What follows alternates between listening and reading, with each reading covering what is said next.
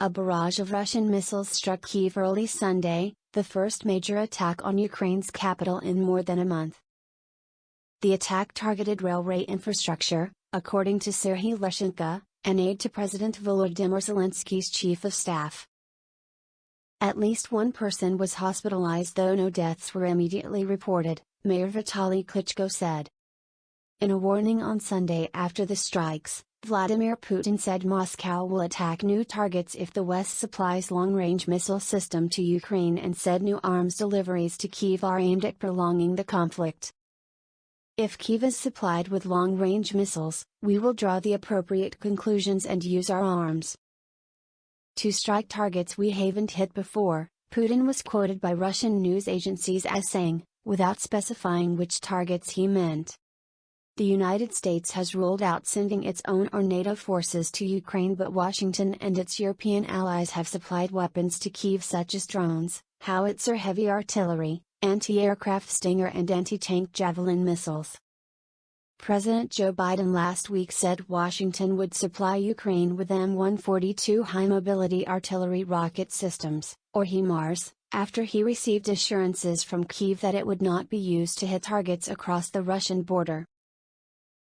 Sunday's missile strikes hit Kyiv's Darnitsky and Dniprovsky districts, and emergency services had arrived to the scene, Klitschko reported on the Telegram messaging app.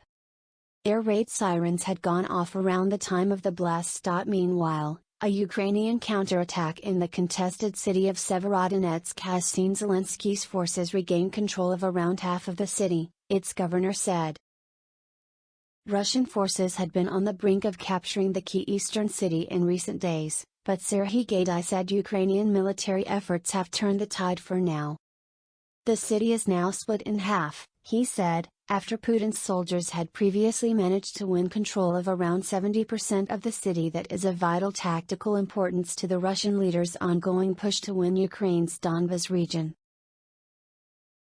According to Ukraine's Air Force, the long-range missiles were launched by Russian Tu-95 strategic bombers in the Caspian Sea region, that at its closest is around 850 miles from the center of Kyiv. Russia's defense ministry said it had fired rockets at Kyiv and destroyed T-72 tanks and armored vehicles that had been supplied to Ukraine by Eastern European countries and were held in a railway carriage repair building. Ukrainian air defenses destroyed one cruise missile at around 6 a.m. local time after identifying incoming missiles, Ukraine's Air Force said. The attacks shattered a sense of calm in Kyiv, which hadn't seen similar strikes since the April 28 visit of United Nations Secretary-General Antonio Guterres. A Radio Liberty producer was killed in the Russian missile strike that hit the building she lived in the attack at the end of April. An acrid smell of smoke filled the air in the Darnitsky district of eastern Kyiv, with pictures showing a billowing pillar of smoke rising in the sky. Soldiers and police blocked off a main road to the site. Smoke billowed from the charred and blackened wreckage of a warehouse-type structure. Several explosions in Darnitsky and Dniprovsky districts of the city. Services are extinguishing, Klitschko said on Telegram shortly after air raid warnings sounded in Kyiv and several other cities. There are currently no dead from missile strikes on infrastructure. One wounded was hospitalized. The services are still working in the affected areas, a resident of an apartment overlooking the area with the charred warehouse said she'd been awakened by loud explosions in the early morning. She said the site had been targeted before but without causing such damage. Police near the site told an Associated Press reporter that military authorities had banned the taking of images. Soldiers also blocked off a road in a nearby area leading toward a large railway yard. According to preliminary data, the Russians launched missiles from Tu-95 aircraft from the Caspian Sea, the Ukrainian Air Forces said in a statement. Presidential advisor Mikhailo Podolyak called on the West to impose more sanctions on Russia to punish it for the strikes and to supply more weapons to Ukraine. The Kremlin resorts to new insidious attacks. Today's missile strikes at Kyiv have only one goal: kill as many as possible, he wrote. Russia claimed that it had destroyed tanks supplied to Ukraine by Eastern European countries in the strikes on Kyiv. High-precision, long-range missiles fired by the Russian aerospace forces on the outskirts of Kyiv destroyed T-72 tanks supplied by Eastern European countries and other armored vehicles that were in hangars, Russian Defense Ministry spokesman Igor Konashenkov said. The mayor of the historic town of Brovary, some 12 miles from Kyiv's center, urged people to remain inside their houses as there had been reports of the smell of soot coming from the smoke.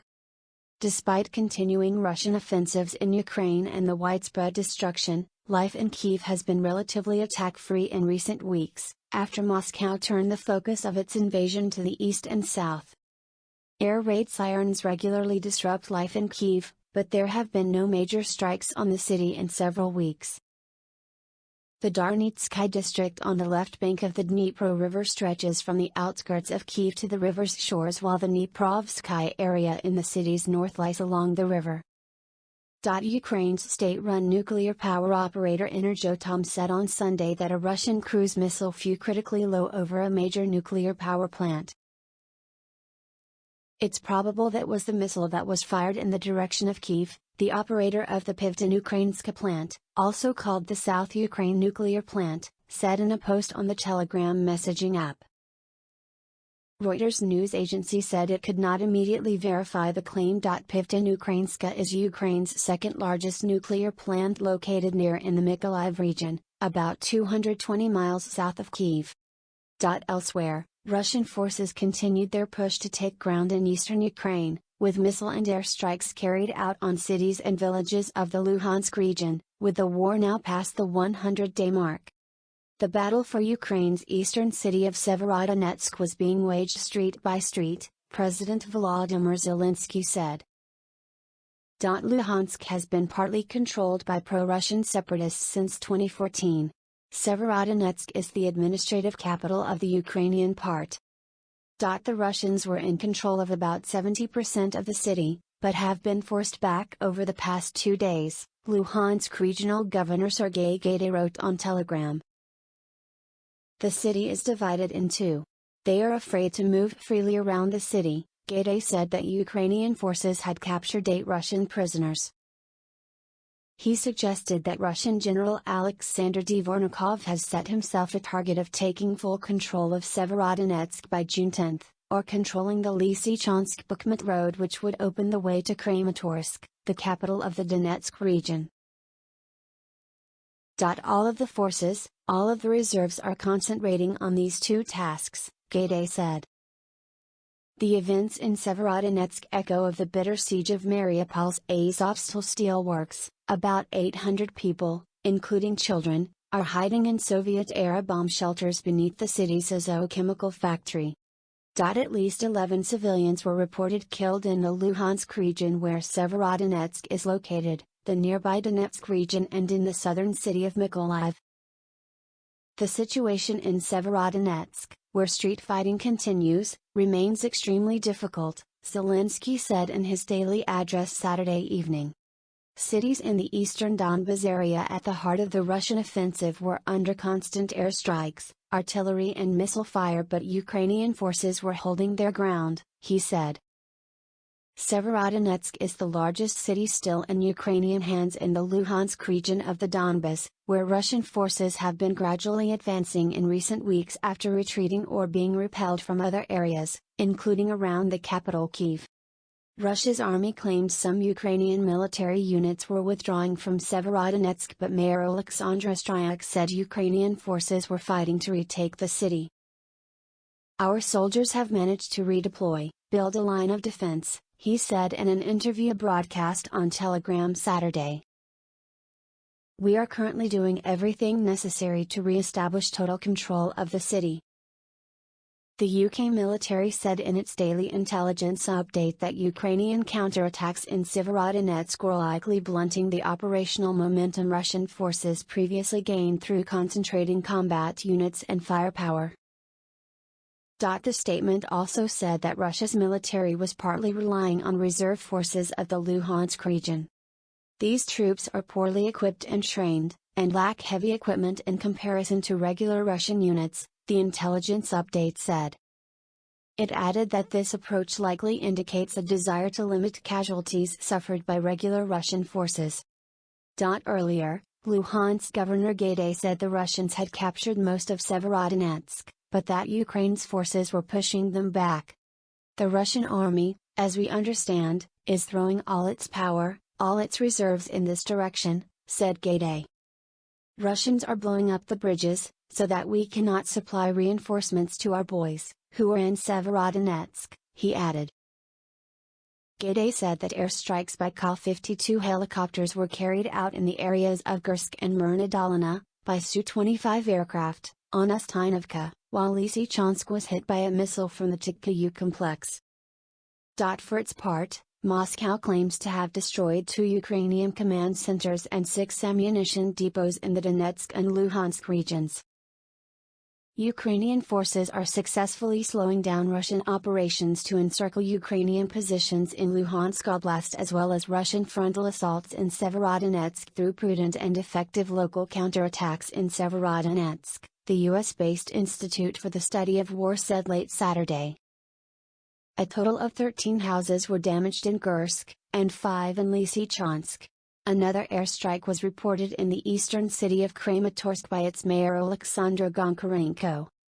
No one was killed in the attack, he said, but 2 of the city's enterprises sustained significant damage. On Sunday morning, Ukraine's general staff accused Russian forces of using phosphorus munitions in the Kharkiv region and said that Moscow continues to carry out missile and airstrikes on military and civilian infrastructure, including in Kyiv. The General Staff said in its morning update that the Russian troops used phosphorus munitions in the area of the Cherkassky-Tyshky village in the Kharkiv region. The claim couldn't be independently verified. The update also confirmed strikes on Kyiv, which occurred in the early hours of Sunday. It wasn't immediately clear from the statement which infrastructure facilities in Kyiv were hit. The General Staff also said that the Russian forces continue assault operations in Severodonetsk. The Russians currently control the eastern part of the city, the update said, and are focusing on encircling Ukrainian forces in the area and blocking off main logistical routes. In the Black Sea, the General Staff said, 5 naval-based caliber cruise missiles stood ready to be used, a threat that carries significant weight after Ukrainian missiles destroyed Russia's Black Sea flagship, the Moskva, earlier in the war.